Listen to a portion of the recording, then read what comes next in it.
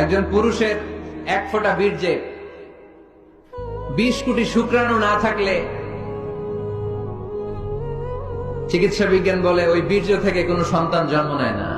1 ফোঁটা বীর্যে কয় কোটি শুক্রাণু? 20 কোটি শুক্রাণু। ওই 20 কোটি শুক্রাণুর মধ্যে আমি একটা, ঠিক কিনা? আপনি একটা, আমরা সবাই এক একটা। এই প্রতিটা শুক্রাণু চেয়েছিল ডিম্বাণুর গায়ে আঘাত করে সফল হতে, কেউ হইতে পারে নাই। 19,99,99,999টা ফেল। পাশ করছিলাম সেদিন আমি, পাশ করেছিলেন, চ্যাম্পিয়ন হয়েছিলেন সেদিন আপনি। সেদিন আপনার হাত ছিল, পা ছিল, মামা খালু ছিল, ফোন কল ছিল। এত কিছু না থাকতো সেদিন আপনি চ্যাম্পিয়ন হয়েছেন, কেউ আপনারা থামায় রাখতে পারে নাই। তার মানে এই পৃথিবীর বুকেও কেউ আপনারা থামায় রাখতে পারবে না। চিল্লায় বলেন ঠিক কিনা?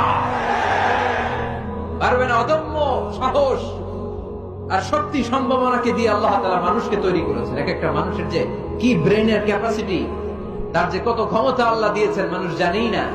আল্লাহর হাবিব সাল্লাল্লাহু আলাইহি ওয়াসাল্লাম এরকম বাধা বিপত্তি অতিক্রম করে নিজেকে প্রমাণ করে করে সামনের দিকে এগিয়েছেন।